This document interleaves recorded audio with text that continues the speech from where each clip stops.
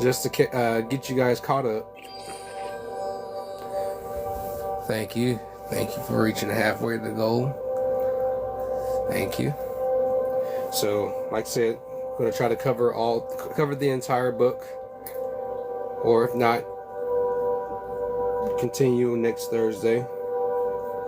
But I'm looking to get this going. I want to get y'all caught up before book 3 comes out. So, thank you for the gift, spiritual.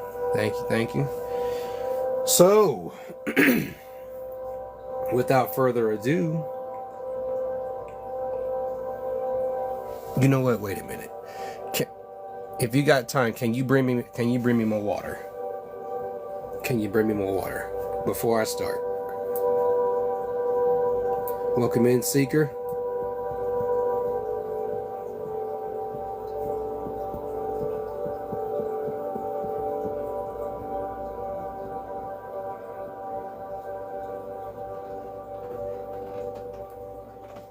Thank you. Can you read? Yes, I can read. Here. I can read. What's the matter? I'm about to get ready to. I don't want to get dried up.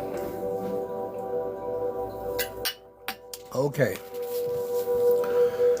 Let us begin. Let us begin.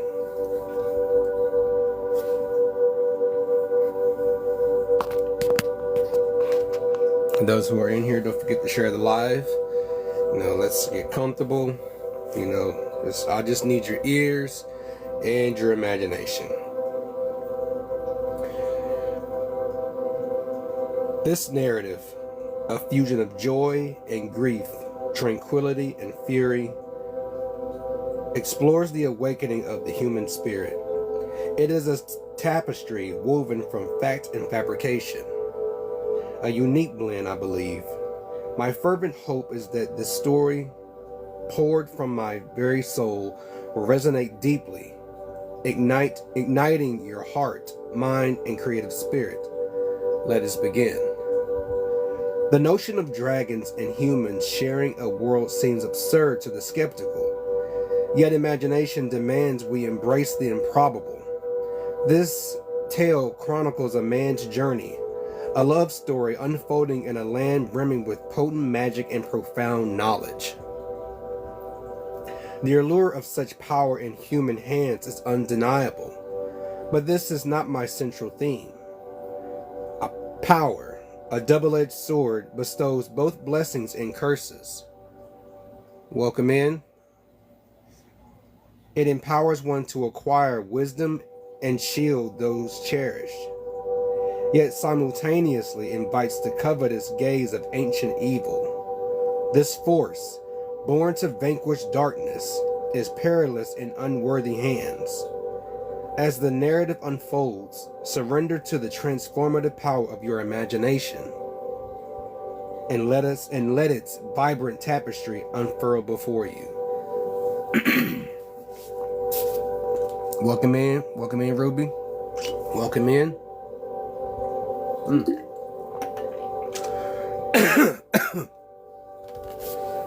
Who was that? Welcome in, Ruby. If you love a good story, you're just in time. All right. Chapter 1. Unwanted Fighting. The air hung thick with the stench of sweat, fear, and wood smoke. A ragged, chaotic battle raged. Klansmen, their white robes stained crimson, snarled at a line of human rights defenders, faces grim under the flickering torchlight. The cobblestones slick with blood, reflected the lurid glow. Dax, his eyes like chips of flint, stepped forward, his voice low and resonant, cut through the din. Enough, he commanded. You have spilled enough innocent blood. The clan leader, a hulking brute with a face like a crumpled mass, spat. You monkeys, you defile our streets, steal our women, our children. His voice dripped venom. Dax didn't flinch. A silent wave of A silent wave of power rippled outwards, a palpable chill that made even the clan leader's eyes widen. The air crackled with barely contained energy. Dax's voice, though calm, held an icy edge. Your ego blinds you. You claim this land as yours, built on the murder of its true inheritors. This soil belongs to those born here, to those whose ancestors lie beneath it, not to thieves. He took a step closer, his presence a physical weight. I could reduce you to ashes, Dax said, his voice a low rumble. But I prefer not to become what you are. Disband your mob. End this madness. The fire in Dax's gaze burned brighter than any torch, a silent challenge that hung in the air.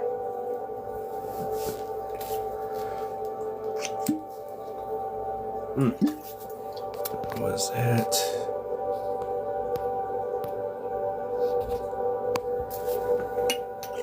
Y'all all right? All right. I don't want to lose my place. Okay. The clan leader hesitated, a flicker of fear betraying his bravado. Celine, her face etched with grim determination, observed from the periphery. She approached Dax as the tension coiled tighter than a spring. Bubby, she whispered. What if they refuse? Dax's lips curved into a grim smile. A quick scuffle, he replied. His voice barely audible above the dying embers of the conflict. This has gone on long enough. We can't bring back the dead. Only justice can deal with them. Just as the final clansman slunk away, the air shimmered. 3 figures cloaked and imposing materialized from the swirling mist. Their voices echoed, rich and resonant. Dax, Celine. We summon you home. Important matters await. The words hung in the night air, heavy with unspoken urgency. A shared look of apprehension passed between Dax and Celine.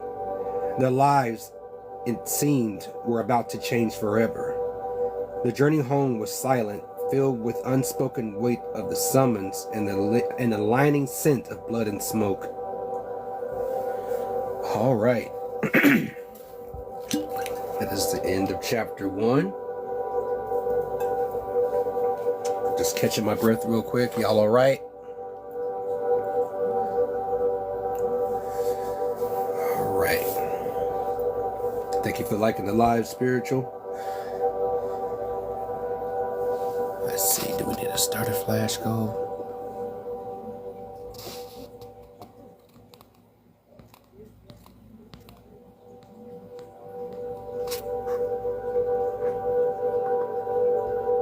Okay.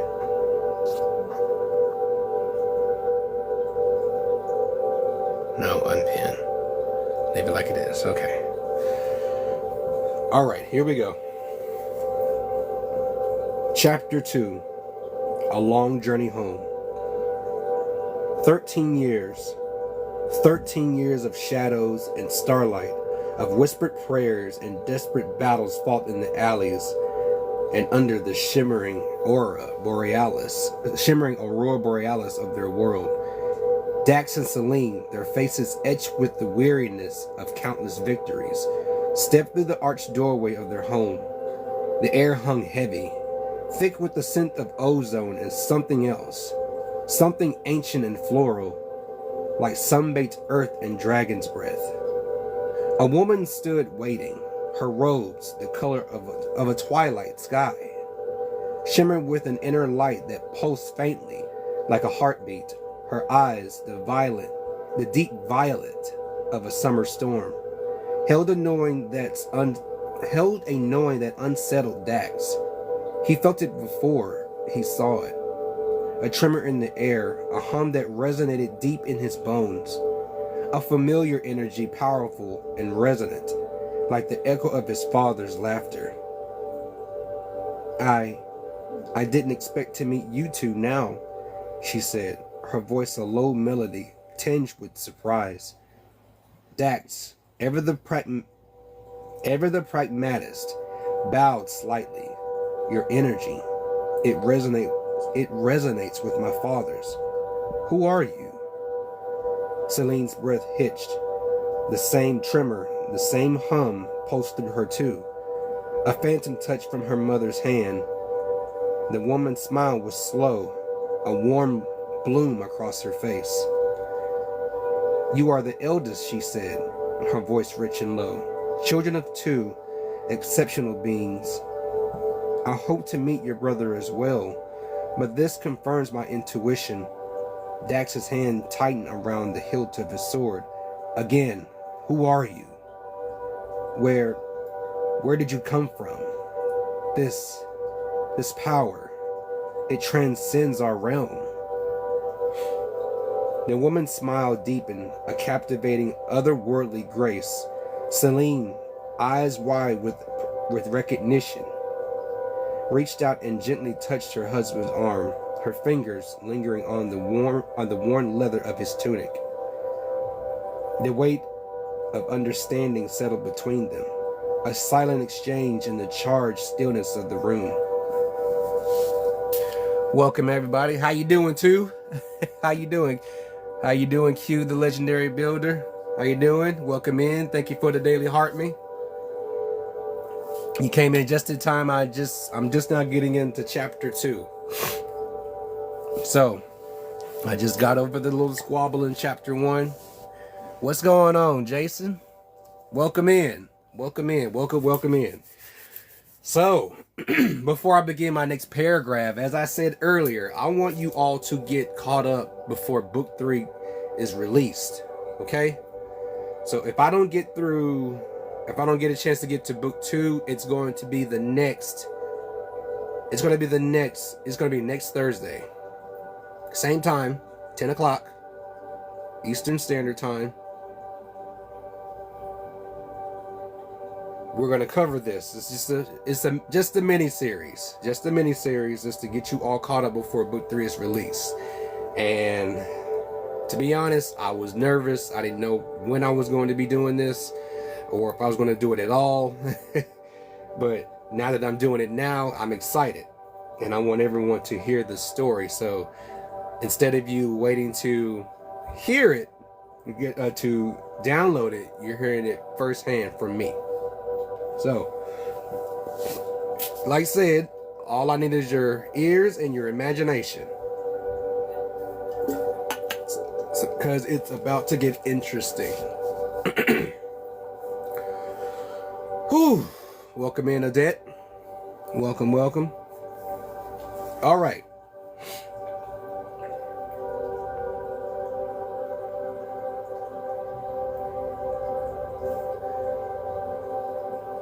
Okay.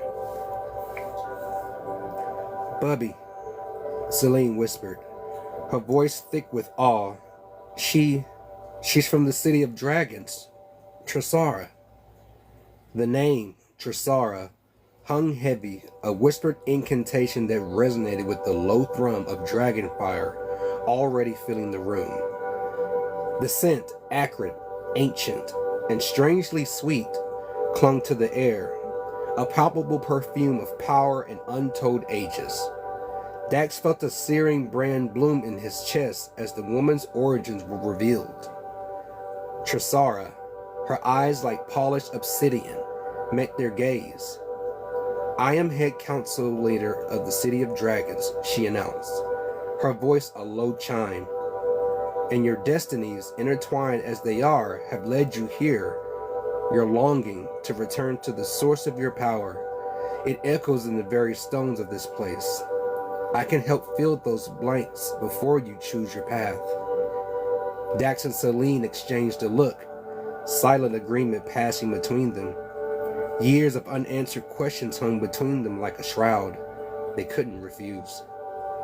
Days melted into a blur of revelations. Each shared memory, each unearthed secret, felt like a brand new scar forming on their souls.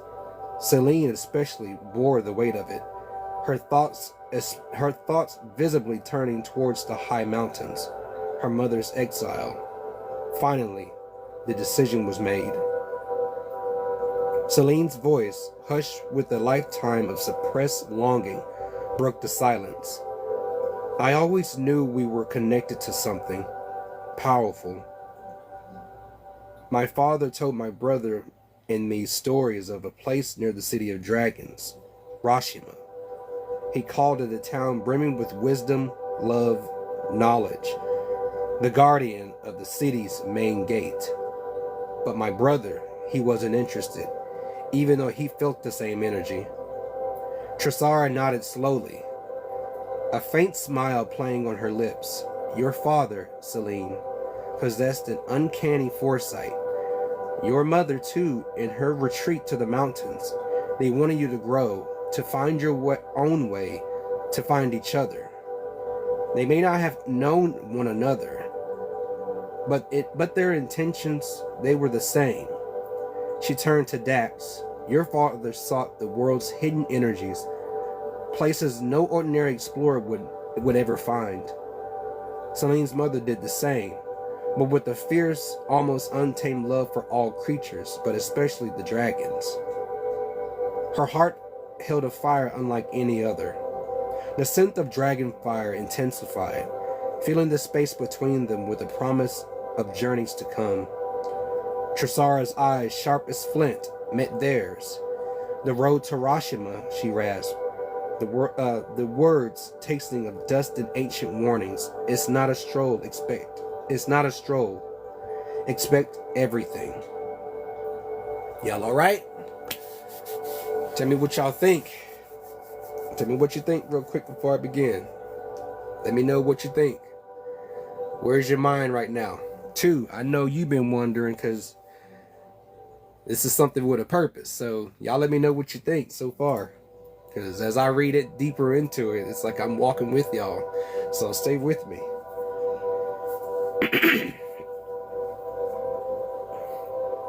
The town itself sits cocooned within a shimmering barrier, a cage of sacred earth. It's a journey of days on foot. The land breeds power. Approach it with respect, or it will break you. Ooh. I'm glad you're loving it, Jason. I was wondering, so I didn't have anything to worry about. Dax's hand tightened on Celine's. Confidence, a blazing sun, radiated from him. Together we'll face anything. His voice, however, held a tremor of something else. Anticipation. But what waits us before Rashima? I sense something we need to know. Trisara's gaze hardened. A dragon temple, guarding the town's entrance. Its keepers await you. They hold the answers, past, present, and the chilling future. Thank you very much. We're almost at our goal. Thank you very much.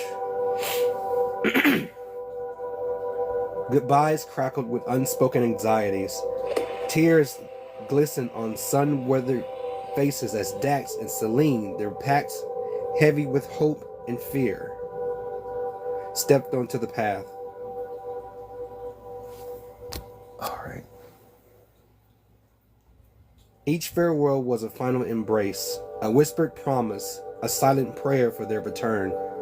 The air, thick with emotion, vibrated with the weight of their departure.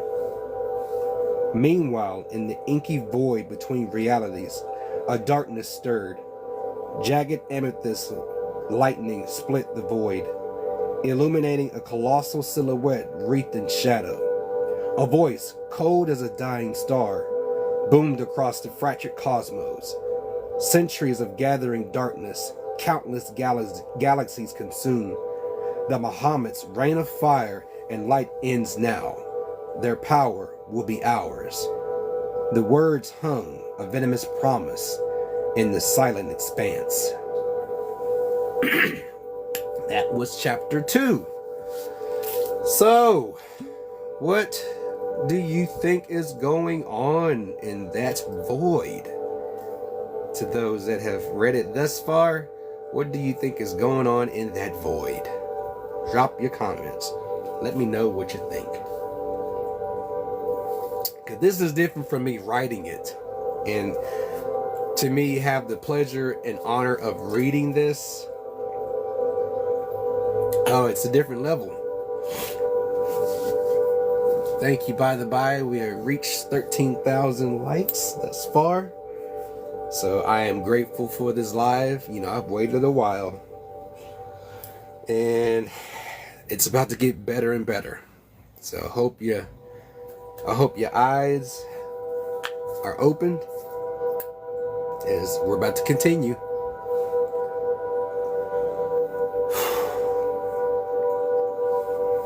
Chapter 3, The Path of Truth. 2 days bled into the Rashomon landscape.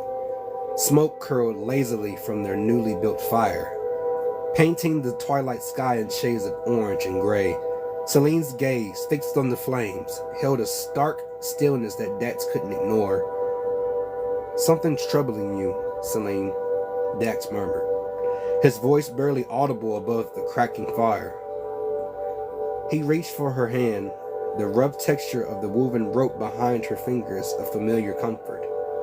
"Bubby," she whispered, her voice edged with apprehension. "What is waiting for us in that temple?" Tresar's words, they feel like a whisper in a hurricane. "It's all so sudden." Dax squeezed her hand, a silent promise passing between them. "Together, we face anything," he replied, his smile softening the harsh lines of his face. He started to add, "And Tresar said this concerns us both," but the words died in his throat. A chill, deeper than the mountain night, snaked through the air. The scent of ozone, sharp and metallic, placed the smell of pine and wood smoke. The very ground seemed to vibrate a low, thrumming hum. Celine stiffened, her eyes widening as she sensed the encroaching malice. A palpable wave of dark intent washing over them. Dax felt it too, a primal instinct screaming of bloodlust. Steel flashed as Dax drew his sword, the polished surface gleaming under the firelight. "Guard yourself," he barked, his voice low and urgent. "How many?" Celine's answer was a breathless hiss. "Bubby, 5 to the left, 6 to the right. They're surrounding us." The ensuing battle was a whirlwind of steel and magic. Dax's blade, a fiery comet, sliced through the attackers on his left, leaving a trail of searing flames. Celine countered with a chilling blast of ice, freezing her opponent solid on the right. The fight was brutal, swift. One figure attempted escape, but Dax's grip closed around his throat like a vice. "Our attack was a mere taste," the attacker gasped, his voice ragged. "Who sent you?" Dax's voice was a growl, his grip tightening. Fire erupted, consuming both man and answer, but Celine's hand on Dax's arm quelled the inferno before it, completely consumed him. As the attacker dissolved to ash, a chilling prophecy escaped his final breath. "The time of the Bahamut dragons has arrived." A cruel laugh, then nothing but dust. Whoa! Okay. Hold on. Tell me what y'all think. It's getting real. Which one should I do? I don't want to do super fans. Okay, here we go. This is what I want to do. Oh, wow. Okay, let me choose something else. We'll go with this again.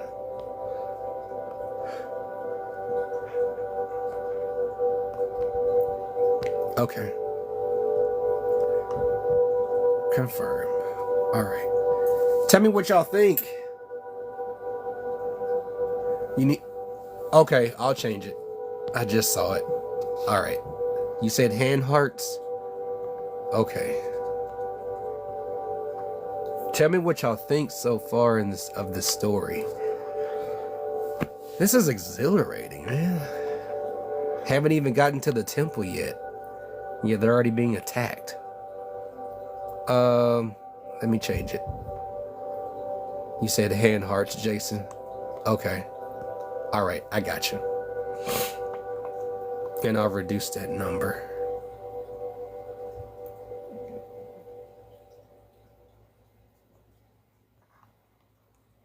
I'll do 30. Okay. Okay. Okay. All right.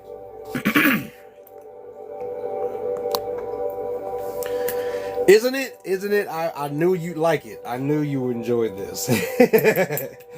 Yes. So, first attack upon the journey.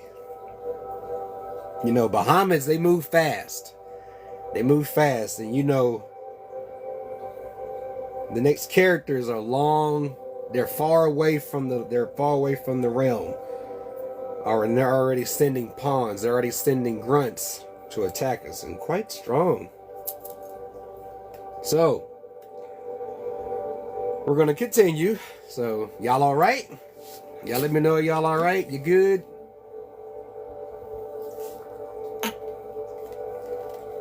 Because this is we're going deeper. We're going deeper. Oh my, here we go.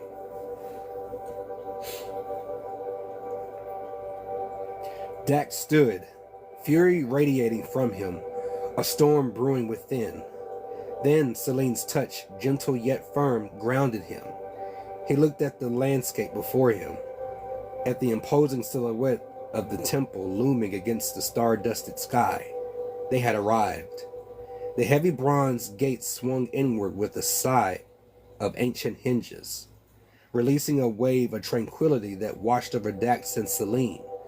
It wasn't just cool air, it was a palpable stillness, a hush that settled deep in their bones, a feeling of profound sacred peace utterly unlike anything they encountered outside the temple's imposing walls.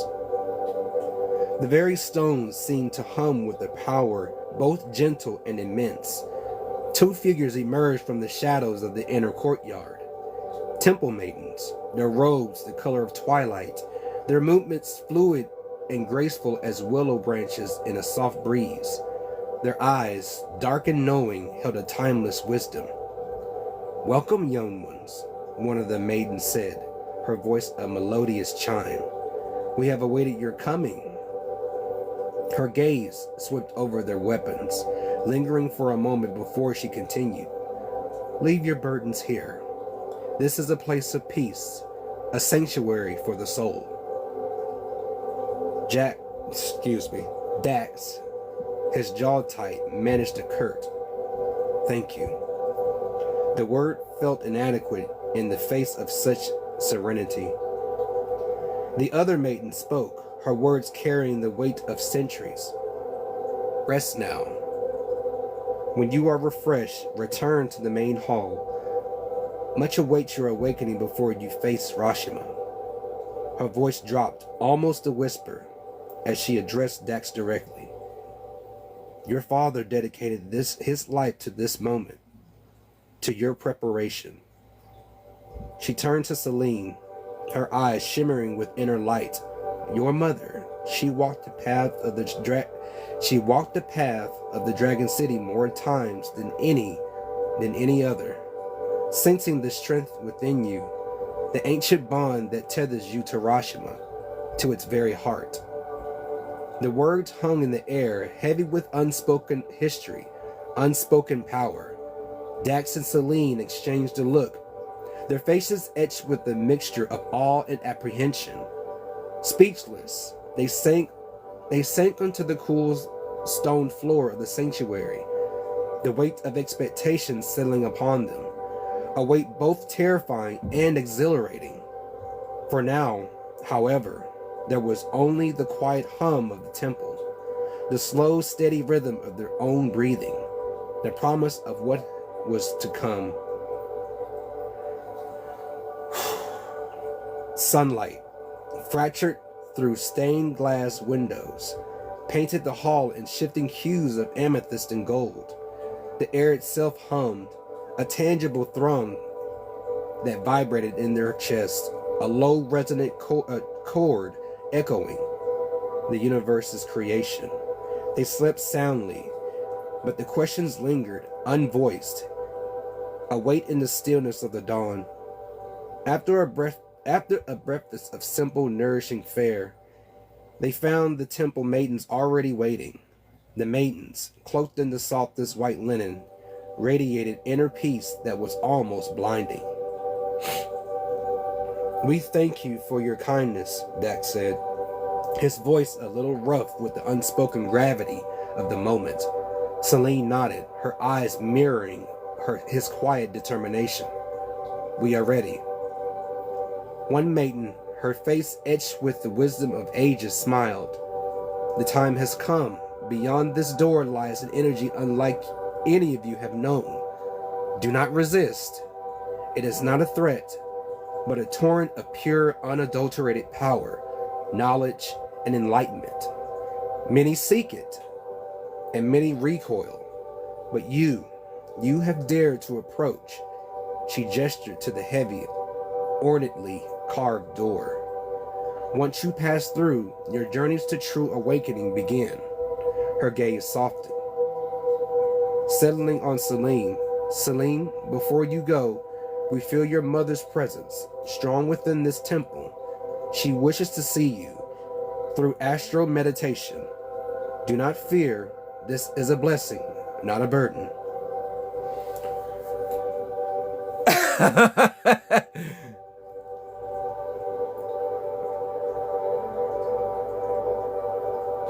All right. I'll see you later. If you stop by anytime if you want to again. You saying that Netflix, Jason? What y'all think? We're about to dive into something profound. We're going into the past, memories. Oh, wow. Now, let me take a breather real quick.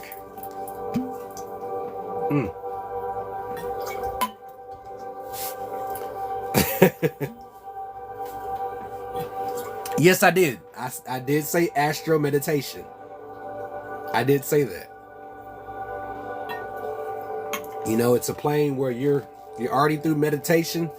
You get to that astral plane, you got to go through a deeper meditation. You don't just get to someone as ancient as this character just by simple meditation. You can't just go. You got to go another level. You get what I'm saying? It's another level. So this was carefully thought out. This was, that is my intention. That is the purpose. That your consciousness can go beyond what it actually, what it believes already thus far.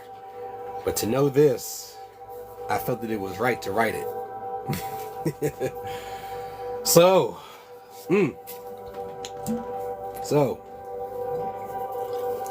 it started to get emotional. Okay, all right, I'll be here. So let's move on. All right, we gotten over 20,000 likes. I appreciate everyone liking the live. Anyone that's still here, continue to enjoy the ride, the journey. Tears welled in Celine's eyes, a silent acknowledgement. "Thank you," she whispered, her voice thick with emotion. "I will go to her." The final preparations, a silent exchange of glances, a deep breath felt momentous. Then the door swung inward, revealing not a room, but a blinding shaft of incandescent light. Dax and Celine stepped through, the radiance engulfing them. For Celine, the world dissolved into a boundless expanse of amethyst peaks, the air sharp and thin, her mother's ethereal form waiting amidst the snow-covered summits. For Dax, the light coalesced into a tranquil meadow bathed in the soft glow of sunset, a place of profound peace where the whispers of his own inner self began to unravel. Their transformation had begun, a profound shift at the very core of their being, a silent evolution into something entirely new. Ooh. All right. Before I begin chapter 4, I'm going to refill my bottle, so I'm going to pause. Can I pause? Or I'll just be right back. I'll be right back. You guys don't go anywhere. I'll be right back. Or can I? Can I pause it? No. Can't. Can I pause it? Oh, I can.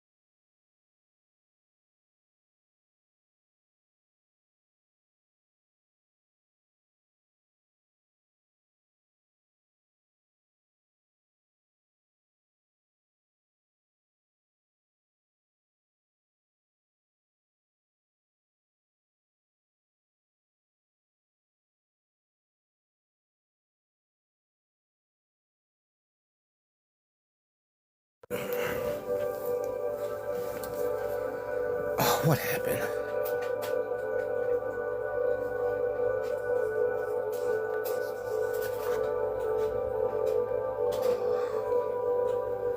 Oh, wait a minute. See? Flip camera. No.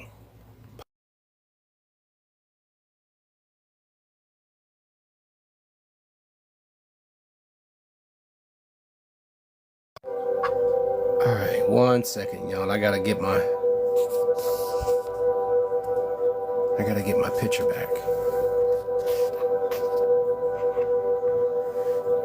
I gotta leave, and this is what happens.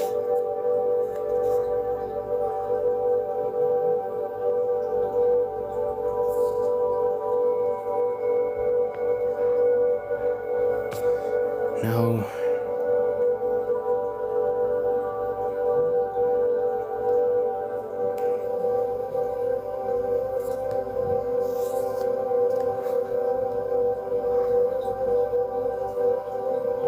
Come on.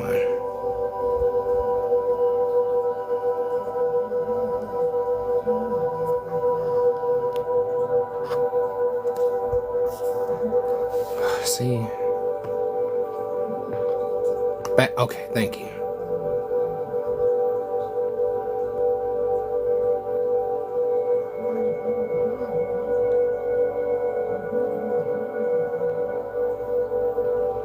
Okay, I want what I had already.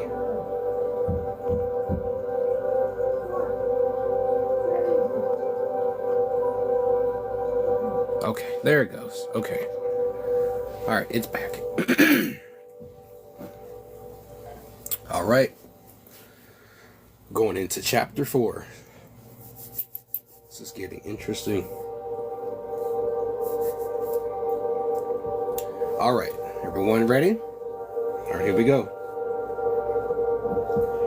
Chapter 4. Reunion of Mother and Daughter. The silence deepened, a velvet cloak settling over Celine's being.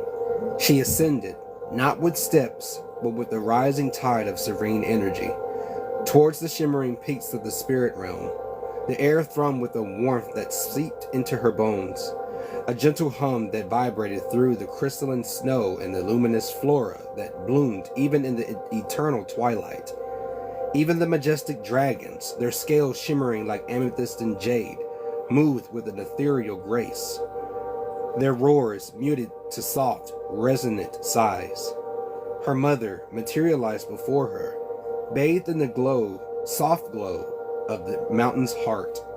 A radiant smile bloomed on Celine's face, lines of worry softened around her eyes. "Mama," she breathed. The sound was light as falling snow. Her mother's smile mirrored Celine's.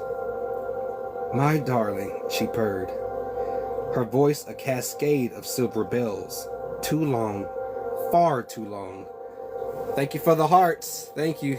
Thank you very much. Too long, far too long. Where is that endearing mutt duck of mine?" Celine laughed, the sound echoing amongst the peaks. "He's stirring, Mama. Awakening his true memories. He sends his love." The conversation flowed, a river of unspoken understanding. Then her mother's voice shifted, taking on a gravitas that settled like a whisper of wind. "There is something you must discover, my child. The ancestors, the elder dragons, they felt it best you find your way. Listen close."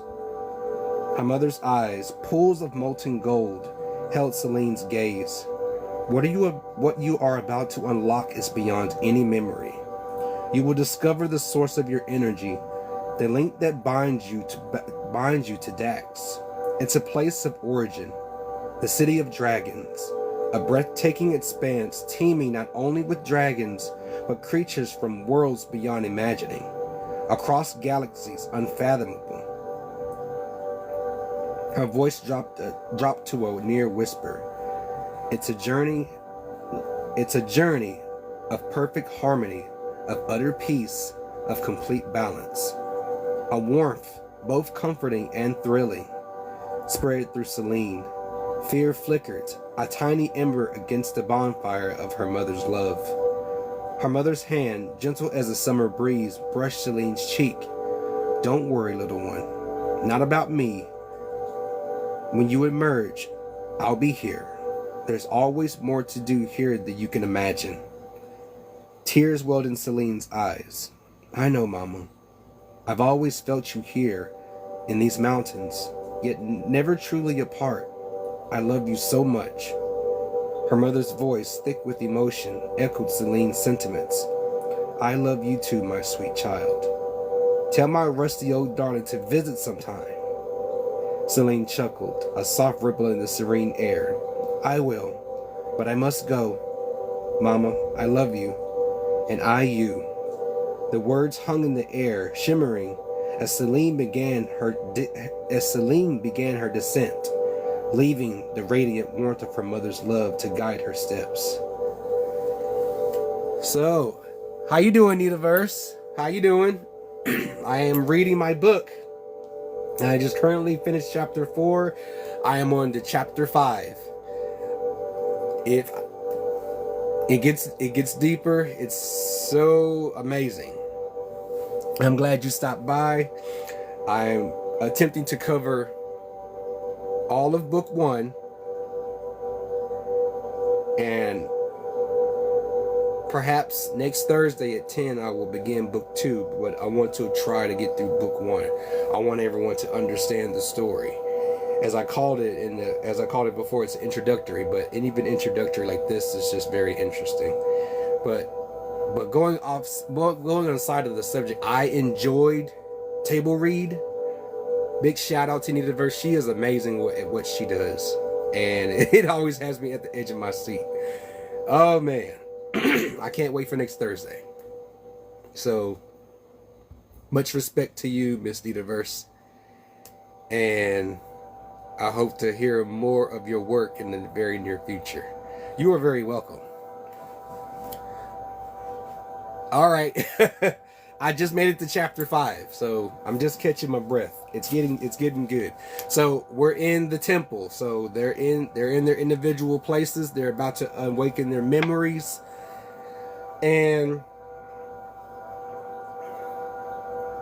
they're about to unlock and awaken their true power. So Celine just visited her mother. She just visited her mother in the through astral meditation. You know, letting her know you're about to uncover some deep ancient power within you. You know, Dax and Celine they may be bound to each other, but They are two separate souls with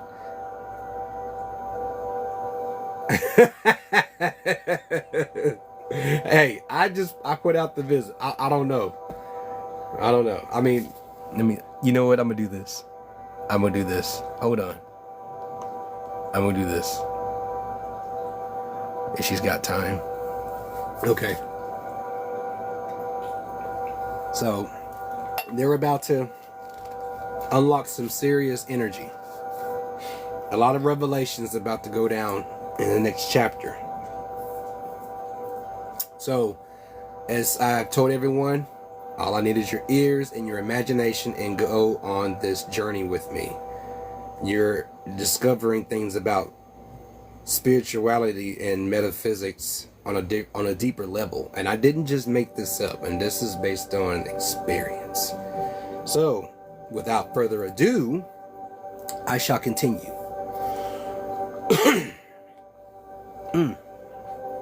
Chapter 5: Memories of Origin.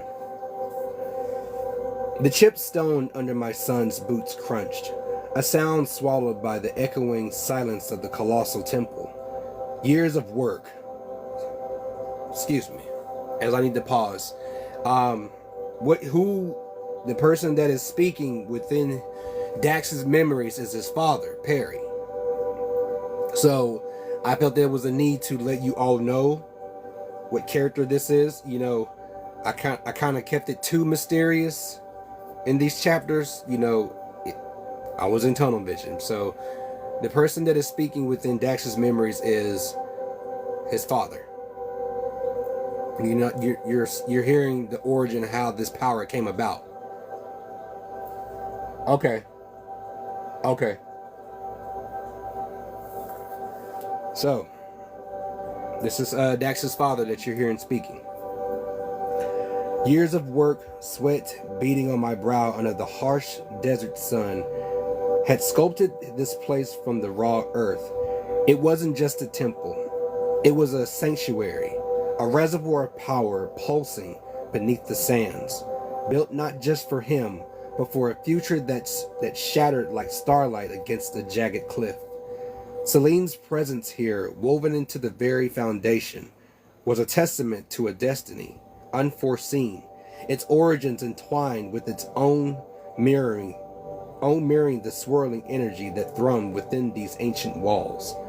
This was the city of dragons, its secrets buried beneath layers of time, waiting for his awakening. 2 years after his brother's birth, our small family pieced in a quiet dwelling, a stone's throw from the council chambers. My knowledge of the cosmos, gleaned from years of study, whispered of impending doom. This is his father, mind you, I told you earlier, this is his father, Perry. This is his memories. He left everything here for him to discover. A revelation chilling in its certainty would tear through our lives, leaving an indelible scar. I faced the council, their faces etched with skepticism turning to grim acceptance. My words hung heavy in the air, thick with the weight of prophecy. A war is coming, I said, my voice a low rumble, and only by harnessing this dormant power, this dragon energy. My hand trembled as I gestured towards the heart of the temple. Can we survive? Their gasps were sharp, a chorus of disbelief and fear.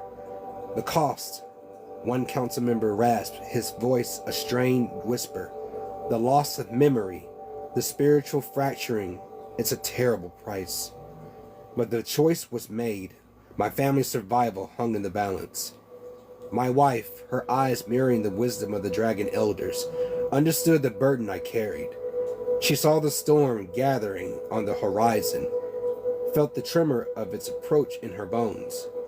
Perry, she said, her voice soft but unwavering, you will lose yourself in this. But please, let them see you. Let them know their father. Her hand rested on my arm, a silent promise amid the looming chaos. This is Dax's mother. This is his mother. Again, these are his father's memories. You know, he was hard at work finding the raw powers of this dragon realm that surrounded and protected the city of dragons. So you got to consider that the pressure, the burden that he's carrying. as you can feel it within yourself, how intense this gets. And he's barely begun, and he's addressed this to the council, and they know they can't deter him from making his decision. Like I said, the whole point to this is choices. One of the main lessons in this story is choices. They have consequences, and his father has accepted those consequences, all for the sake to save all those who dwell in the city of dragons. Excuse me. Later, bathed in the warm glow of lamplight, laughter echoed through our humble home. The sound of carefree children, a fragile shield against the approaching tempest. There was no turning back.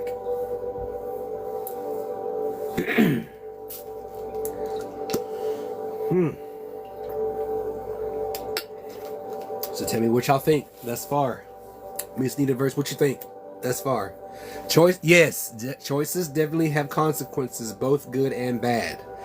Yes. As you are early set on seeing, my intention for this story, for this book, is to address choices have consequences, be it good or bad.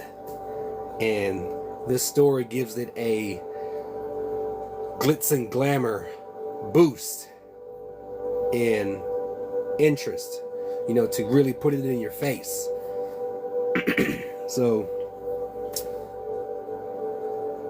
we are moving on to chapter 6, and it's really getting deeper. We're going deeper into the hole, into the memories. It can only get more intense. You can just picture yourself sitting in this light, this bright light, and everything around you is being revealed. Yes, it does. It amps up the stakes, because what's about to happen later on is going to send you into a spiral. So you just imagine yourself sitting where they are, where Dax and Selene are, in this intense energy, having everything revealed to them when everything went down. This is the reason why you found them in the human realm, how the story began. So let us continue. I don't want to hold you up with all my talking. We have reached over 30,000 lights. I am so grateful. Thank you very much, all who are tapped in. Thank you. So without further ado, let us continue. Chapter 6, Ancient Power and Consequences. Inside Dax's Awakening Memories. A year bled into the next. My hunt for the city's hidden energy sources, ancient relics pulsing with forgotten power, had begun to exact its toll. Each relic throbbed with a connection to the others, a whispered promise of immense strength, intertwined with a chilling curse. But my spirit, stronger than most, bought me time. This is still his father. Understand? This is still his father. The first relic lay on a remote island, a temple hidden from all known realms. The air itself cracked under the weight of its spiritual pressure, a tangible force that pressed down, suffocating and awe-inspiring. It wasn't stone and carving I found, but something more primal, raw, vibrant energy, the shimmering essence of life itself, the stuff of your own cellular symphonies. Then it spoke, not in words, but a resonance deep within my soul. I know what you seek. I know why you seek me. Eons I've lain dormant, unseen, yet here you stand. I have waited. The voice hummed with ancient. The voice hummed with The voice hummed with ancient knowledge, a vast, echoing cavern of power. The consequences of uniting the others are known to you. My gaze met its immaterial gaze, a knowing silence, bridging the chasm between us. I am aware, I replied, my voice barely a whisper against the thrum of its power, and I accept. It seemed to peer into my very heart, weighing my purpose. Then I am yours. But remember, only one can wield our combined power, and that power demands wisdom, responsibility, and a burden beyond measure. Use us carefully, and your mind will shatter. I returned home, the first relic humming faintly within me. The ritual of merging the energies began, a slow, painstaking process that clawed at my sanity. My sons, my oldest and youngest, which one would inherit this terrifying gift? The question gnawed at me. The following day, I lavished attention on my boys, their laughter a fragile counterpoint to the storm raging inside. I watched them, each gesture, each fleeting expression, scrutinizing, assessing my family, my reason for everything, even if it meant the slow, agonizing erosion of my own mind. And that is the end of chapter 7. Tell me what you think. Welcome in, Peachy King. Welcome in. Thank you for the boy taters. I am currently reading Heart of Fire and Wisdom, Book 1, and I have just finished chapter 6. To those that are listening or who just came in, those who have been listening, tell me what you think. What do you think? Tell me what are you feeling about Dax's father taking on such a heavy burden, such raw power. You know, this isn't for the faint-hearted. Whew. Thank you for liking the live, and again, thank you for everyone for tuning in with me, listening to this reading. Tell me what you think. How City of Yes, it does. Yes, it does. I saw that earlier. But you can see why the stakes are amped up in the City of Dragons. Such immense raw energy, and his father is gathering this power for the sake of the safety of everyone within the city and his own 2 boys, his entire family. It's crazy. I mean, it's heavy as you listen to it, and as I read each paragraph, it sinks you deeper and deeper into understanding how heavy it is to obtain such power. And I know for a fact that it exists.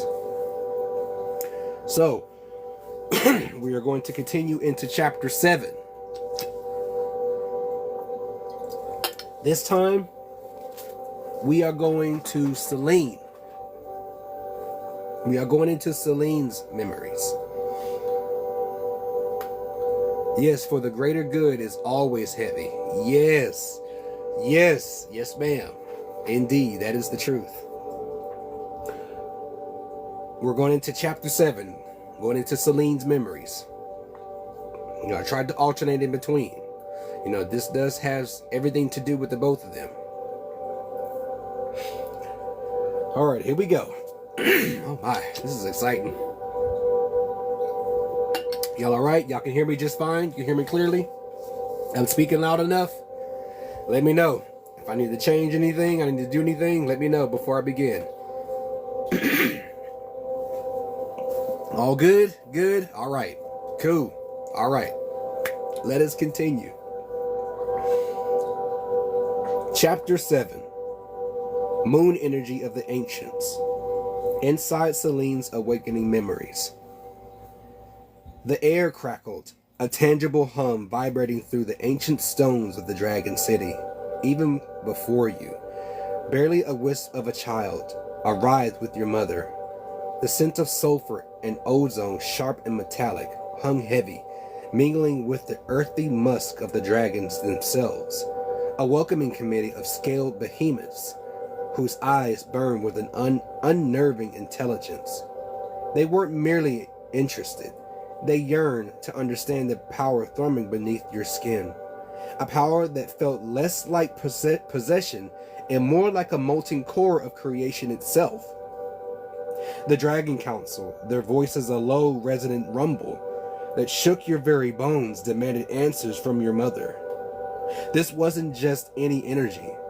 This was the echo of Gaia's zenith, the raw, untamed essence of Mother Earth at her most potent, a force that had vanished, a whispered legend among the ancient ones until you. The memory of your birth, a cataclysm of spirit energy that dwarfed even the most powerful storms, clawed at your mind. You felt it, not as a recollection, but as a raw, physical ache, a phantom vibration in your very cells. The world had stilled, every living thing pausing in breathless awe at the surge of life force. A silent testament to the Earth's lost power, miraculously reborn in you. Your mother, a woman etched with the wisdom of ages, her eyes the color of a stormy sea, knew the responsibility was colossal, a weight heavier than mountains. She shielded you, not from the dragons, but from the crushing weight of expectation, the suffocating burden of a power that could reshape reality. They wanted to train you to harness this volatile energy, to turn you into a weapon. But she, with an unwavering strength that mirrored the earth itself, fought for you, for your right to awaken at your own pace. She instilled in you the ancient laws, the moral compass to guide you through the treacherous landscape of such immense power. Not as commandments, but as whispered promises. A solemn pact between you and the very fabric of existence. Now, amidst the dragons, their scales shimmering like 1,000 sunsets, you walk a precarious path, the chosen vessel of Gaia's return, a child of earth and sky, a being poised to command the very essence of life itself. But whose greatest battle is the one within. That is the end of chapter 7. I kept it short. Did y'all hear that? Did y'all hear that? Did y'all hear how intense that was? This was Celine's. Welcome in, Nana. This was Celine's memories. This is the awakening of her power. I put so much emphasis in that it needed to be short because I could go on for many chapters for Celine. You have no idea how powerful Celine is. She is the embodiment of the primordial energy that dwells within her. She is the very child, the vessel to have the returning power of Gaia. Feminine energy. You're hearing a profound story of memories of the awakening of the true masculine and the true feminine. Creator and co-creator. Sometimes being too descriptive can hurt it. Great job. Learned that from Nita. Yeah, you gotta go that deep sometimes. You have to. Thank you for pinning that, but it's all of it was necessary, but I had to keep it short. So we're returning back to Dax's memories.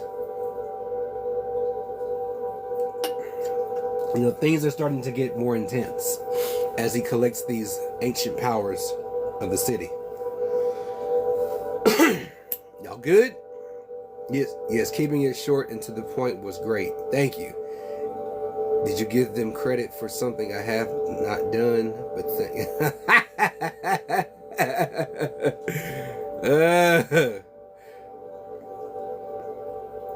oh man, I love it. So back into Dax's memories. Everything's getting more intense. You know, that impending doom is slowly approaching. It's gradually but slowly approaching. And we're getting to that point in this next chapter. So if you all are ready, let us dive back in. You drop knowledge without knowing. Hold on.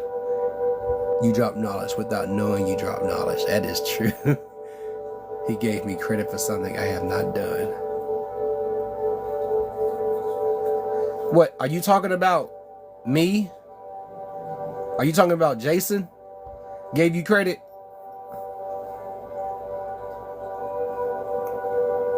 Need a verse? Are you talking about Jason gave you credit? Or are you talking about me? Are you talking about that I gave you credit for something you didn't do? Oh, okay. Well, you deserve your props. I mean, I agree with him. Yeah, he did. But you deserve it, though. You deserve it. You deserve it. You deserve it. So, welcome in, Nice Holistic. Welcome. Just reading Heart of Fire and Wisdom, Book 1. Hoping to get through this. For the night. And start Book 2 next Thursday. So I'm going into Chapter 8, back into Dax's memories. What he's learning, what his father had done, what he went through to ensure the safety of his family. So here we go. Back into Dax's memories.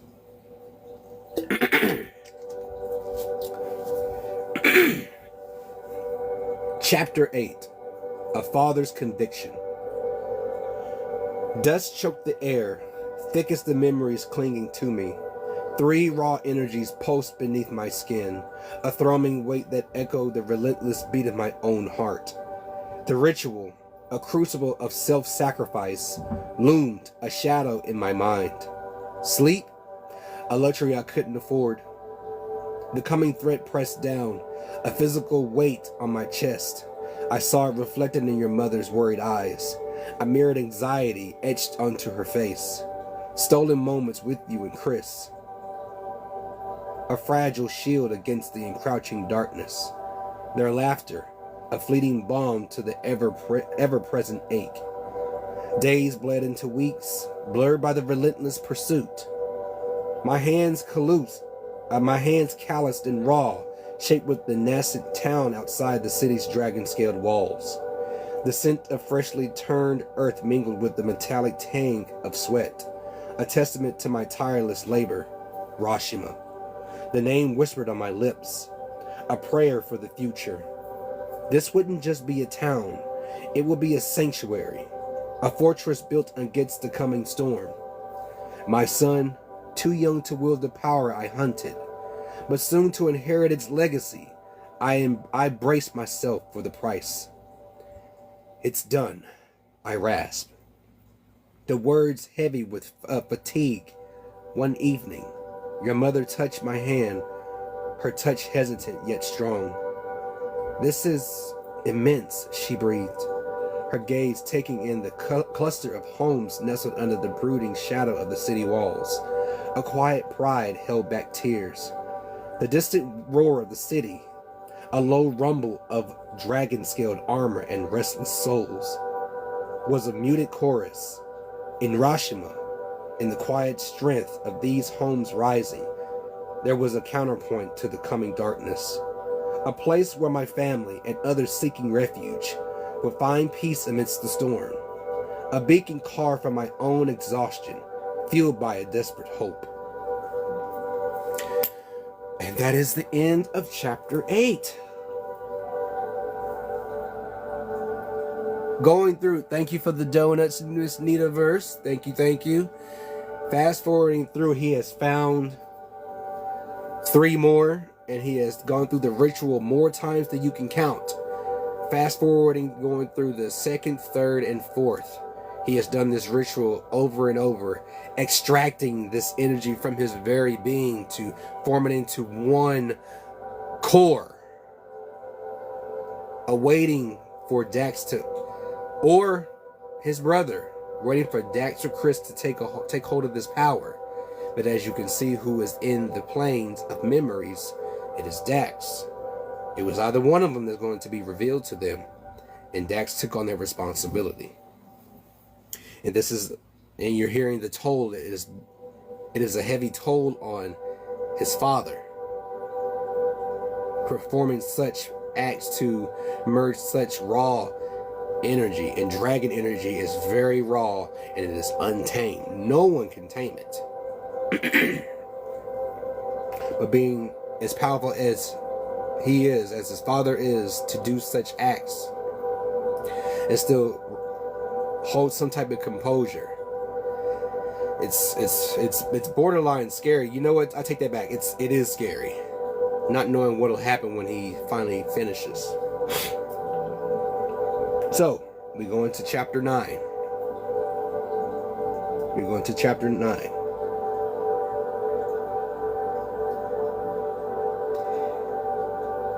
It's getting deeper. That's all I can say. It's all I can say. It's getting deeper. And so stay with me. Hope y'all are doing all right in this, and we're moving pretty well in this. And again, I must show much gratitude to those who are tuning in with me, who have stayed in here with me with this. And I can't wait to get to book 2. So without further ado, into chapter 9.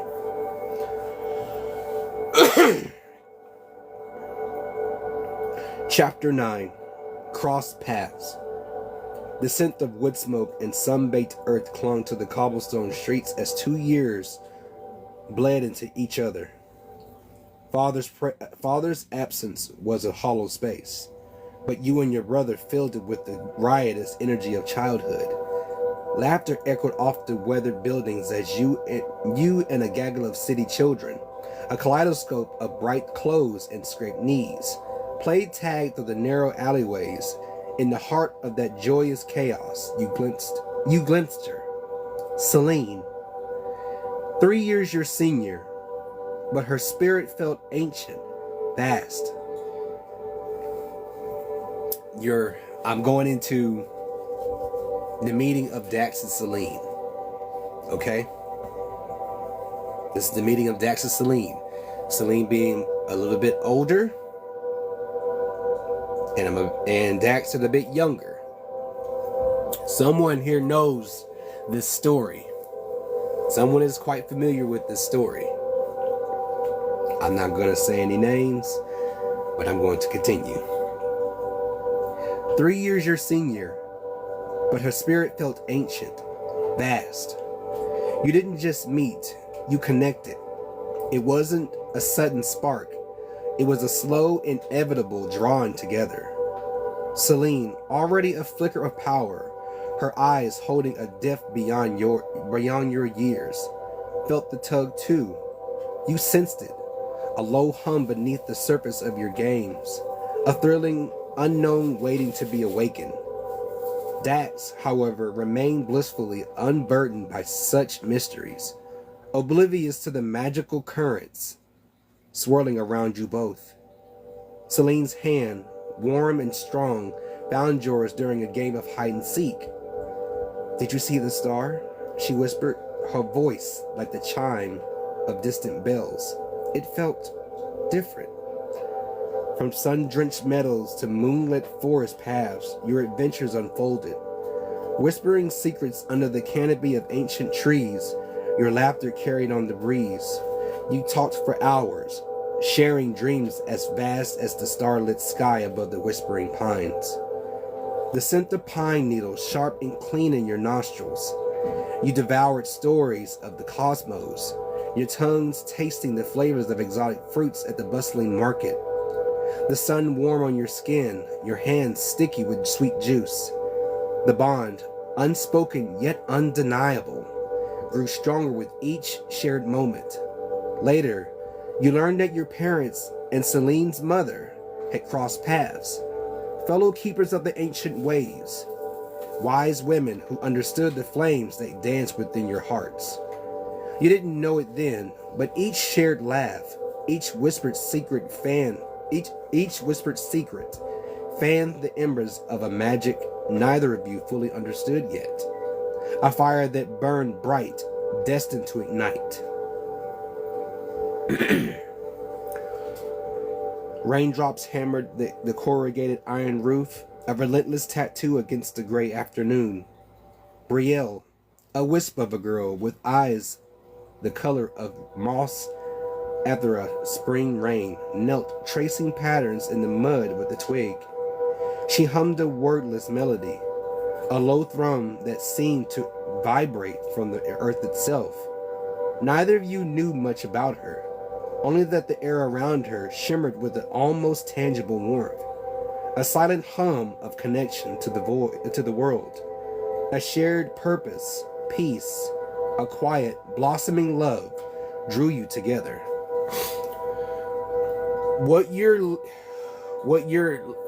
What I just revealed to you is the meeting, the extended bond of Dax, Selene, and now they are just now meeting Brielle. You know, I put a lot of emphasis and detail into these three characters. They are like siblings, but you know, they're born of different families. But they share a bond as if they have always been together since birth. So you are hearing the bringing together of Dax, Selene, and Brielle. And what you'll hear further down into this book, that Dax and Selene protect Brielle as if she is a little sister. So, continuing on in this chapter. And then allow me to continue to unfold this family bond. An unshaken friendship. Days bled into weeks. The three of you became a familiar sight. You, Selene, and Brielle venturing into the emerald embrace of the whispering woods bordering the city. Chris, caught up in the boisterous laughter of his friends, remained on the periphery, his world a different frequency than yours. Brielle, usually guarded, a solitary creature of the woods, opened to you both with a grace that stole your breath. She shared secrets whispered on the wind, showed you hidden roads where sunlight painted the leaves gold, and let you feel the pulse of the ancient oak, its heart beating slowly beneath your palms. Her connection to all living things wasn't just felt. It was a palpable force, a radiant empathy that enveloped you. You, Dax, noticed your father's absences, the hurried goodbyes, the tight-lipped smiles, the lingering scent of wood smoke, and something else, sharp and unfamiliar, clinging to his clothes. The forest, Selene, and Brielle became your sanctuary. Selene's mother's gaze, when it fell upon you three, held a wistful sadness, a quiet acceptance. The idyllic peace of the city was a deceptive calm, a fragile bubble soon to burst. But in those sun-dappled moments, in the shared silence of the forest, in the quiet joy of Brielle's gentle touch, you found the strength you hadn't known you possessed. You were growing closer, unaware of the invisible threads already tightening, preparing you for a future none of you fully understood. Y'all good? Just checking on y'all. We're almost to 40,000 likes for this read, and it's getting exciting. And we're going back to Dax's memories. So here we go. Thank you for liking the live, and off I go. Chapter 10: The Arriving Devastation. Inside Dax's memories. Dust motes danced in the sunbeams, slicing through the chamber's arched windows, each mote a tiny universe reflecting the weight of months of relentless travel. 5 relics, cold and smooth in my grasp, pulsed faintly. The 5th was of his own power. When I said he collected 4, now it says 5, and That fifth was a great deal of his own power. This is Dax's father's power. This ritual is it's risky. It's a lot of sacrifice. And you're hearing how I'll say less. 5 relics, cold and smooth in my grasp, pulsed faintly. A symphony of raw power finally coalesced. A surge, like a tidal wave, washed over me. The potential for creation and destruction humming beneath my skin. I felt the thrill of accomplishment, sharp and bittersweet, knowing the price might come due at any moment. Then the summons. The council chamber, usually a place of hushed pronouncements, vibrated with unspoken dread. Bahamut. The council's voice rasped, each syllable a stone dropping into a silent well. They're coming. His eyes hollowed and haunted, spoke of galaxies stained crimson. I saw the fear etched into... excuse me, y'all. I almost lost my place. I saw the fear etched into the faces around me, a fear I recognized, a fear that had been my constant companion since I began my quest. Celine's mother, her face pale but resolute, had already gone. I had condemned them to this weight. Rashima, a city now a distant haven, a cruel reminder of my selfishness. The city walls, once imposing, now seemed flimsy, paper-thin against the approaching storm. The sky, once a placid blue, rolled with unnatural crimson clouds. Then they were here. A deafening shriek ripped through the air, followed by the earth shattering impact of colossal wings. The ground trembled beneath the onslaught of Bahamut's assault. Each scale gleaming obsidian, each claw a harbinger of death. Screams, the clang of steel and scale. The roar of burning buildings filled the air, a chaotic maelstrom of destruction. I fought a whirlwind of motion, the raw power of the merged relics coursing through my veins. I shielded Celine, her mother, her brother. Each blow I landed was a desperate prayer, a desperate defense against the encroaching void. But with every swing of my blade, a chilling foe began to creep into my mind, a cold hand clutching at my consciousness. The price was being exacted. The orb, a heart of pure energy, pulsed in my pocket, a silent promise to Rashima, its future hanging in the balance. My vision blurred. The Bahamut seemed to grow larger, their roars more deafening, their carnage more complete. The world fractured. My own mind was next. Dax, Chris, your mother, their faces, etched with the terror that clawed at my own heart, swam into view as they stumbled towards the gate. Each ragged breath they took, each flinching muscle, screamed a silent question. Was this my fault? The air crackled with residual energy, the raw, stinging aftertaste of a battle that had pushed me to the very brink. My own spirit, a flickering candle flame, threatened to extinguish itself. It never felt this depleted, this hollowed out. The council finally began the ritual. Their chants vibrated in my bones, a low thrum against the still rolling chaos. Weakness, a crushing weight settled over me. I saw their frantic approach as I collapsed. Their desperate cries choked back my desperate hand. A council member, his face grim and set, shoved me toward the swirling vortex of the gate. The colors slammed into me, a blinding kaleidoscope of emerald, sapphire, and ruby.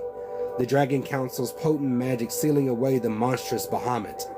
The city of Rashima, safe at last, seemed to pulse with a fragile heartbeat, the echoes of devastation still clinging to the air. My gut twisted. My desire to protect you, to shield you from harm, had unleashed this cataclysm.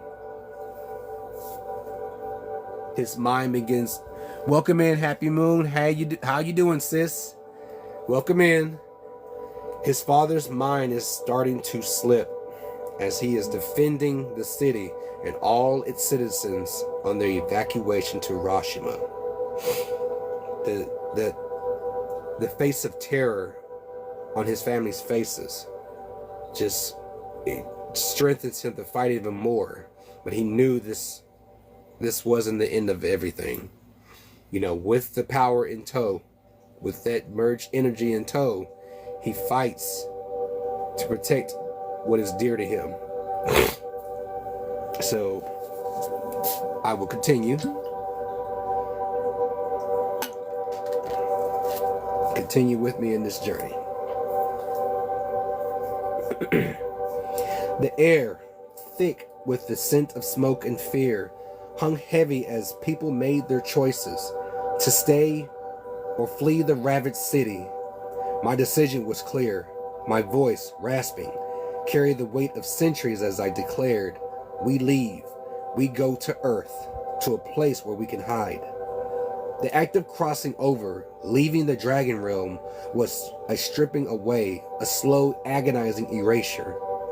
My spirit energy drained, leaving a void where clarity once resided. My mind fractured, the edges blurring, yet I clung to the fragments. The memory of your faces, my boys, their mother, safe, secure. The price was steep, this oblivion, but worth it. The raw energy, once the source of my power, now lay dormant, a sleeping beast, a burden for one of you to carry. When the time came, my task was done. Chapter 11. A final message. Thank you for sharing the live. Thank you, Happy Moon, for sharing the live. Silence hung heavy, thick as the swirling nebulae visible only through their tears. Dax and Selene stood, statues carved from grief and incandescent power. The echo of a father's voice lingering in the air. His words felt more than heard, resonated in the core of their being. When you reach the edge of this place, I will be gone, crossing into another universe. But know this, I am grateful you found each other again. Hiroshima awaits. Your circle will be complete. The memory of his voice, a low rumble that vibrated through their bones, morphed into Brielle's image, a radiant vision held within the heart of a nebulae. She's been waiting for years, never gave up hope. The weight of that unwavering hope settled upon them, a tangible pressure against their chests. Dax's hand felt Selene's, their fingers intertwining. A silent promise forged in the crucible of loss and newfound strength. The raw energy pulsed around them, a palpable hum that vibrated through the very ground beneath their feet. His father's legacy, a torrent of untamed power, surged through Dax. He felt the exhilarating rush of his complete potential. Selene's own energy thrummed, a symphony of awakened might, echoing the universe's affirmation. My beautiful daughter-in-law, embrace it. You were chosen. The image of his mother, waiting in the high mountain peaks, sharp and clear like a summit piercing the dawn, shimmered briefly before fading. His father's final words echoed again, a gentle breeze carrying a whisper. Look after each other. Look after Brielle. She needs you both. I love you.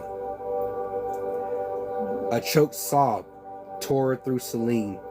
The scent of pine and the sharp tang of mountain air filled her senses as his final memory flickered. Then the silence fractured.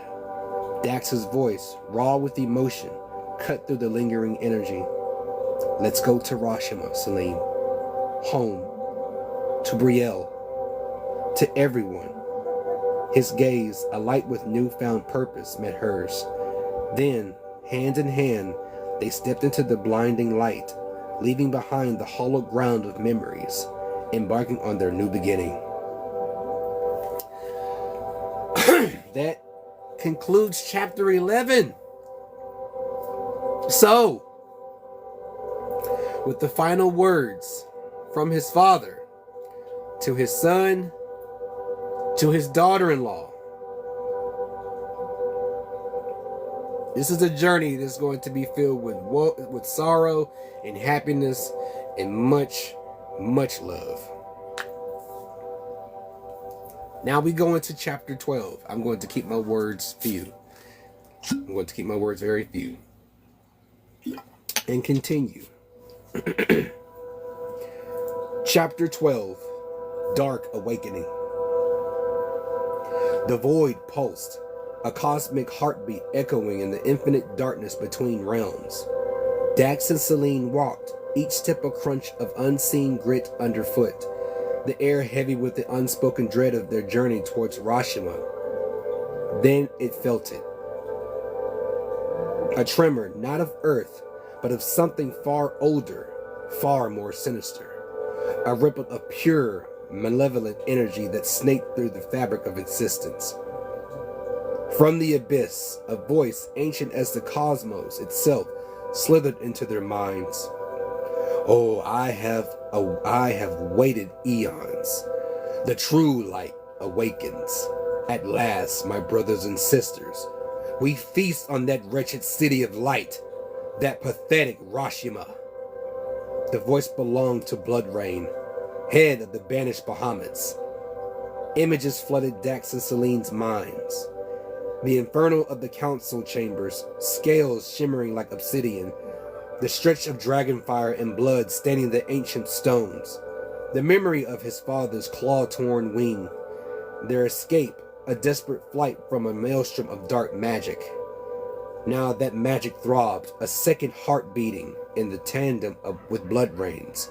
A guttural rasp echoed the first voice. That foolish human leading his family to ruin, hiding the power he unearthed. Bloodrain's reply was a hiss of shadowed energy, his voice thick with centuries of hatred. Consequences? This power, it is a banquet. We, the Bahamets, have always been drawn to such raw energy. The council, fools, sensed our hunger, but never understood its source. We masked our cravings, our inherent thirst for the relic's history. A third voice, sharp and calculating, cut through the darkness. Our plan, Bloodrain, the boy's power is awakened. Bloodrain's form coalesced from the shadows, a mountain of muscle and obsidian scales, his eyes burning with malevolent emerald light. Dark energy crackled around him, a living storm. Nara, he rumbled, his voice a tremor in the void. My niece, she is the key. Nara, a phantom of shifting shadow and lethal grace, and her brother Scorn, masters of illusion, inheritors of their uncle's ruthless ambition. The image of their combined might, a horrifying tapestry of shadow and flame, filled Dax and Selene's minds. Meanwhile, in the city of dragons, the air crackled with a different kind of energy, fear. The great council chamber, usually vibrant with colors of thousands of scales, was shrouded in an oppressive silence. Every dragon present sensed the coming storm. The summoning horns echoed a chilling truth. The Bahamets were returning. That is the end of chapter 12. Thank you for the popular spiritual. Welcome in, Raul. Welcome in. Welcome, welcome. That is the end of chapter 12. We are ushering in Bloodrain. Okay, I'll just continue. It is the ushering in of Bloodrain and the rebellious Bahamets that went with him after the first disaster. So, I will continue on to chapter 13. And let me see. And this will be the last chapter, and that will be the end of book 1. So I will not hold up any more time. So let us conclude Book 1. Chapter 13. Reunited Bonds. The sun, a molten coin sinking below the horizon, cast long shadows across the pearly gates of Rashima. A wave of warmth, thick with the scent of wood smoke and honeysuckle, washed over Selena and Dax as they stepped through. Before them, the city shimmered, a tapestry woven with laughter, the glint of running water in countless fountains, and the vibrant hues of 1,000 welcoming faces. Celine gasped, a sob escaping her lips. Tears streamed down her cheeks, blurring the already hazy image of joyous chaos. Children, their faces alight with an uncanny familiarity, swarmed around them, tugging at their clothes, their small hands surprisingly strong. Rashima, Dax breathed, his voice rough with emotion. The relief was a physical weight lifting from his shoulders. He felt it keenly in the ease of his limbs. Following the children's joyous trail, Celine's gaze locked onto a figure by the central fountain. A woman, her back to them, sculpted a delicate cascade of water with outstretched hands. Dax approached, his heart hammering a frantic rhythm against his ribs. "Excuse me," he said, his voice barely above a whisper. "We're looking for someone we haven't seen in years." The woman remained still, a stillness that hung with barely contained emotion. Celine, however, moved with a desperate grace, her voice speaking as she spoke. "My sister," she whispered, each word a tear. "She has the kindest eyes. They light up when she sees a sparrow, a dog, even a beetle. She always smiles, even when she's hurting." A choked sob followed. "And I know she's been hurting. I know, because I thought we'd never see each other again." The woman's shoulders trembled. She hadn't need to turn. The scent of Celine's familiar perfume, the weight of her unspoken grief. It had been 20 years, but the connection remained unbroken. A slow breath escaped her lips, a sigh heavy with relief. Slowly she turned, her face etched with a mixture of astonishment and pure unadulterated joy. "Celine," she breathed, her voice thick with tears, a smile radiant and breathtaking blossomed on her face. "Dax." The years melted away. 3 figures entwined in an embrace that spoke volumes of shared loss and triumphant reunion, stood silhouetted against the warm glow of the setting sun. Home. Finally home. So, that is the end of Book 1. That is the end of Book 1. Tell me what y'all thought. The reunion of 3 people. Welcome back, Nitaverse. I just finished the last chapter in chapter 13. Reunited Bonds. So, I have a question. Would do any drop a 1 in the comment section if you want me to repeat chapter 13. I know there's other people that just came back in. I'm so happy. Thank you, Happy Moon. Those who came back in, drop a one. Yes, okay, thank you. If you want to hear chapter 13, I will read it again. Because this is a turn of something that's so disastrous that just happened in the previous chapters. Now, after so much that had happened, they are together again.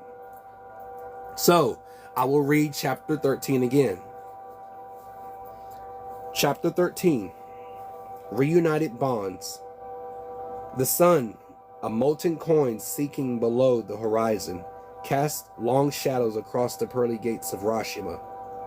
A wave of warmth, thick with the scent of wood smoke and honeysuckle. Thank you for the hearts. Thank you for the hearts. A wave of warmth, thick with the scent of wood smoke and honeysuckle, washed over Celine and Dax as they stepped through. Before them, the city shimmered, a tapestry woven with laughter, the glint of running water in countless fountains, and the vibrant hues of 1,000 welcoming faces. Celine gasped, a sob escaping her lips. Tears streamed down her cheeks, blurring the already hazy image of joyous chaos. Children, their faces alight with uncanny familiarity, swarmed around them, tugging at their clothes, their small hands surprisingly strong. Rashima, Dax breathed, his voice rough with emotion. The relief was a physical weight lifting from his shoulders. He felt it keenly in the ease of his limbs. Following the children's joyous trail, Celine's gaze locked onto a figure by the central fountain. A woman, her back to them, sculpted a delicate cascade of water with outstretched hands. Dax approached, his heart hammering a frantic rhythm against his ribs. "Excuse me," he said, his voice barely above a whisper. "We're looking for someone. Someone we haven't seen in a long time. Excuse me. Someone we haven't seen in years." I'm over here changing words. The woman remained still, a stillness that hummed with barely contained emotion. Celine, however, moved with a desperate grace, her voice breaking as she spoke. "My sister," she whispered, each word a tear. "She has the kindest eyes. They light up when she sees a sparrow, a dog, even a beetle. She always smiles, even when she's hurting." A choked sob followed. "And I know she's been hurting. I know because I thought we'd never see each other again." The woman's shoulders trembled. She hadn't needed to turn. The scent of Celine's familiar perfume, the weight of her unspoken grief. It had been 20 years, but the connection remained unbroken. A slow breath escaped her lips, a sigh heavy with relief. Slowly she turned, her face etched with the mixture of astonishment and pure unadulterated joy. "Celine," she breathed, her voice thick with tears, a smile radiant and breathtaking blossom on her face. "Dax." The years melted away, 3 figures entwined in an embrace that spoke volumes of shared loss and triumphant reunion, stood silhouetted against the warm glow of the setting sun. Home. Finally home. Tell me what you all thought of book 1. That concludes book 1. Please share your thoughts on the book from the intro to now. Excuse me. But tell me what you think, because this is a level of spirituality that causes you to sit down and think about your choices. When you make certain choices, yes, there will be obstacles, there will be adversities, there will be those that will bring negativity. Yes, powerful dragon energy. Thank you, spiritual. But let me know what y'all thought, because that was only book 1. In book 2, I will go ahead. Yes, I do need stickers. Spiritual, will you show me how to do that? Okay. Thank you, Happy Moon. Thank you. Book 2 will be next Thursday. Same time. 10 o'clock Eastern Standard Time. Welcome in, Jimmy Joseph. Welcome to the live. Book 2. Next Thursday. It gets much deeper than that. It gets dangerous. There's happiness, followed with sorrow. So I want you all to prepare yourself next Thursday. So to me, I feel like the week is gonna go by slow. So I can't wait to read the next book, because after this, you'll have to wait until book 3 is released, and that is currently it's halfway done. That's all I can say. It's halfway done. But book 2, tune in next week, same time, Thursday, 10 p.m. So now you know the introduction to Dax and Selene upon meeting Brielle. You heard Dax's father's. Yeah, I agree. I'm going to put this on YT University. I will. I'm going to share it after I'm done. I'm going to share this after I'm done. But you have the quick drop so far from book 1. I wasn't here for the first 6 chapters, but excellent job. Okay, it'll be on YT University, so you can watch the whole thing. You can watch the whole thing, and I'll put it on my page, and I will share the link. So just give me some time, and I will do that for y'all. But so by now you have gotten a deep lesson on choices. Our choices have consequences, and you had the opportunity to dive into spirituality so profound and on another level that it gets you to think about your own choices and how it'll affect yourself and other people. So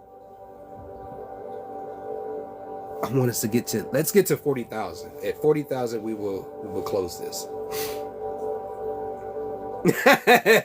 You're a bird. All choices have consequences. Even birds have consequences.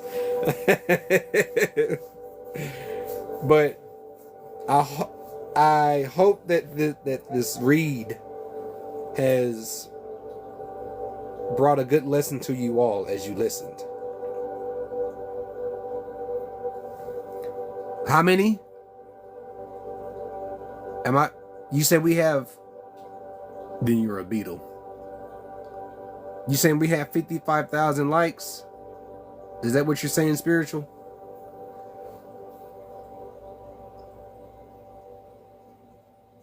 Oh, okay. 56,000. Oh, I didn't know. My thing is not caught up.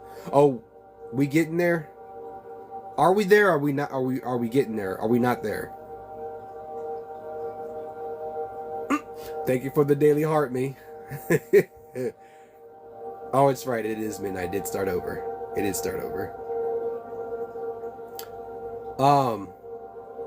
I hope this was a grand lesson, and I hope you all enjoyed the story. As said, I will upload this to YT University.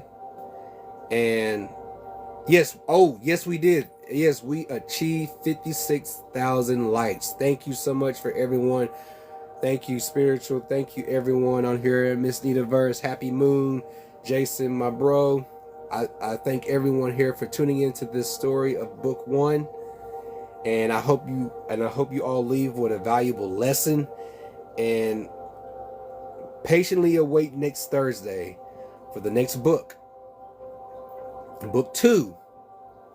It's getting serious. A preview. Thank you, Happy Moon. I appreciate that. Book 2, quick preview. It's a tearjerker, so prepare yourselves. One person has gone through it, and I feel like this one person is going to go through it once again. So prepare yourselves for tearjerkers, because it gets the bond between two people. I say less. So, thank you again. Everyone, for tuning in with me. Once again, next Thursday at 10 o'clock Eastern Standard Time. I know. Next week. So, just come with your imagination and your ears. Thank you so much. I love you too. And I appreciate y'all too. So this, let people register. Okay, I will put it up for next week, and I will allow y'all to register. Okay. All the nervousness, the nervous bone just left me when I began. As I got into the book, I got into my own journey, and I am so happy and grateful to the universe that I had you all here to experience that with me as you walk with me in this spiritual journey. Oh yeah, you have to come back. If you want more, you have to come back.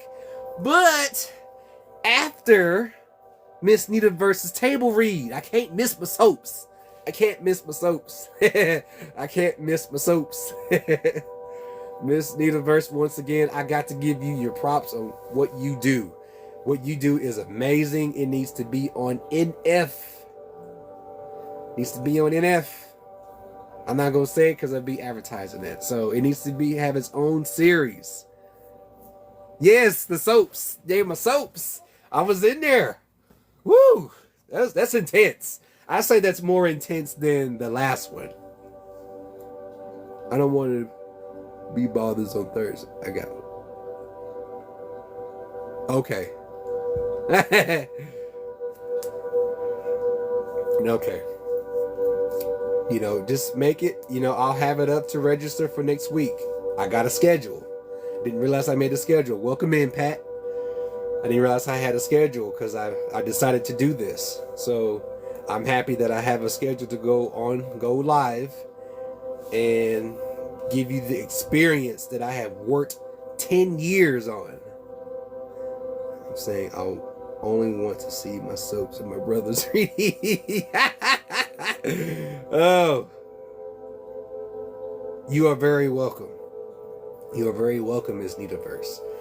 And to me, be a little emotional and sentimental. My wife and I are so grateful that we have met all of you, and I have taken this wonderful leap, this scary leap, and met all these wonderful people, and to share my work, to share my magic with you all.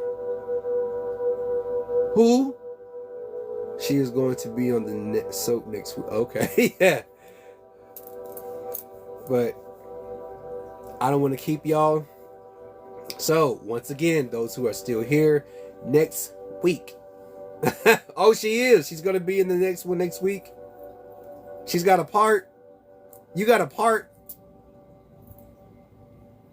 Oh, you do. You have a part, Happy Moon? Okay, she does. Okay, I can't wait. I can't wait. I can't wait. I can't wait. I can't wait. I can't wait. So, yeah, 10 o'clock. 10 o'clock.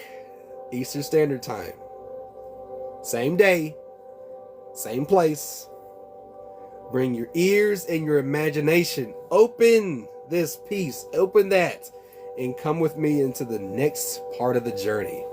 I thank you once again for tuning in. And I bid adieu.